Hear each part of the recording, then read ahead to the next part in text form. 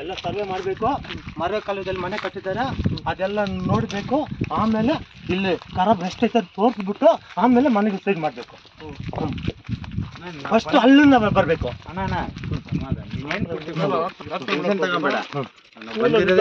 ಮಾಡೋದಕ್ಕೆ ರಾಜಸ್ವ ನಿರೀಕ್ಷಕರ ರೂಬು ಇದೇ ಬೇತ್ಮಂಗ್ಲ ಹೋಬಳಿ ಕೂಳೂರು ಗ್ರಾಮದ ಗ್ರಾಮಸ್ಥರುಗಳಾದ ನಾವುಗಳು ಹೇಳಿ ಬರೆಯಿಸಿದ ಮಹಾಜರ್ ಕ್ರಮವೇನೆಂದರೆ, ಇದೇ ಕೂಳೂರು ಗ್ರಾಮದ ಸರ್ಕಾರಿ ಖರಾಬು ಜಮೀನಿನಲ್ಲಿ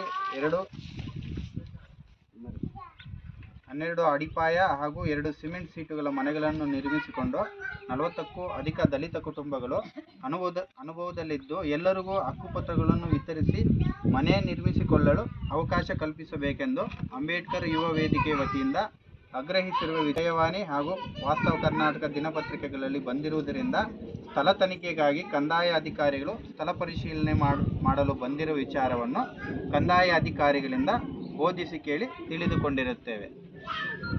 ನೀವೆಲ್ಲ ನಿಮ್ಮೂರಲ್ಲಿ ಸರ್ಕಾರಿ ಜಮೀನಲ್ಲಿ ಅಡಿಪಾಯಗಳು ಹಾಕ್ಕೊಂಡು ಸಿಮೆಂಟ್ ಮನೆಗಳು ಕಟ್ಟಿಕೊಂಡು ಒಂದು 40 ಕುಟುಂಬಗಳಿದ್ದಾವೆ. ಆದರೆ ನಮ್ಗೆ ಹಕ್ಕುಪತ್ರ ಕೊಡ್ತಾ ಇಲ್ಲ ಅಂತ ಪೇಪರಲ್ಲಿ ಬಂದಿದೆ. ಆ ವಿಚಾರ ತಿಳ್ಕೊಂಡು ರೆವಿನ್ಯೂ ಅಧಿಕಾರಿಗಳು ಸ್ಥಳ ಪರಿಶೀಲನೆಗೆ ಬಂದಿರೋ ವಿಚಾರ ನಾವು ತಿಳಿದುಕೊಂಡಿರ್ತೀವಂತ. ಇಷ್ಟು ಇದಾದ ನಂತರ ನೀವೇನೇ ಓದ್ತೀನಿ ನೋಡಿ.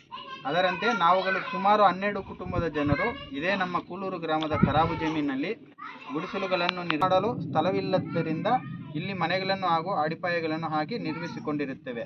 ಆದರೆ 2012ರಿಂದ ಈವರೆಗೂ ನಮಗೆ ಯಾವುದೇ ಹಕ್ಕುಪತ್ರಗಳಾಗಲಿ ಹಾಗೂ ಪಂಚಾಯತಿಯಿಂದ ಖಾತೆಯಾಗಲಿ ಆಗಿರುವುದಿಲ್ಲ.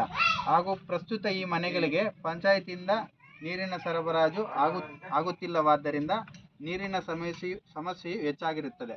ಹಾಗೂ ಈ ಜಾಗದ ಪಕ್ಕದಲ್ಲಿ ಸರ್ವೆ ನಂಬರ್ 95ರಲ್ಲಿ 5 ಎಕರೆ ಇನಾಮತಿ ಜಮೀನಿದ್ದು ಸದರಿ ಜಮೀನಲ್ಲಿ 2 ಎಕರೆ ಜಮೀನನ್ನು ನಮ್ಮ ಮುಂದಿನ ಪೀಳಿಗೆಗಾಗಿ ವಾಸಕ್ಕೆ, ಮುಖ್ಯವಾಗಿ ಪರಿಶಿಷ್ಟ ಜಾತಿ ಮತ್ತು ಪಂಗಡದವರ ವಾಸಕ್ಕಾಗಿ ಕಾಯ್ದಿರಿಸಬೇಕಾಗಿರುತ್ತದೆ ಎಂದು ಹೇಳಿ ಬರೆಯಿಸಿದ ಮಹಾಜರ್ ಓದಿಸಿ ಕೇಳಿ ಒಪ್ಪಿ ಈ ಕೆಳಕಂಡಂತೆ ಸಹಿ ಮಾಡಿರುತ್ತೇವೆ. ಇವಾಗ ನಾನೇನು ಹೇಳಿದೆ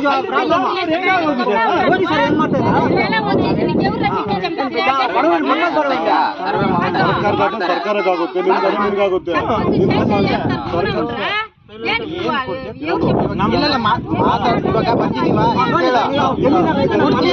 ತಗೊಂಡೋಗಿ ಸ್ವಲ್ಪ ಸಮಾಧಾನ, ಮಾತು ಅವಶ್ಯಕತೆ ಇಲ್ಲ, ಸಮಾಧಾನ. ಏನಾದ್ರು ಬರ್ತಿದೀವಾ? ಇಲ್ಲಿ ನೋಡ್ತಾ ಇದೀವಲ್ಲ, ಸೈಲೆಂಟ್ ಆಗಿರ್ರಿ. ಒಂದ್ ನಿಮಿಷ ಇರಮ್ಮ.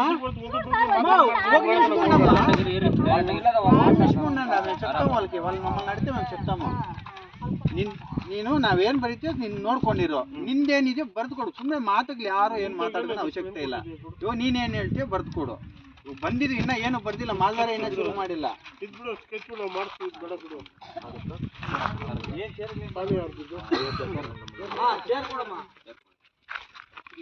ಇಲ್ಲಿಂದ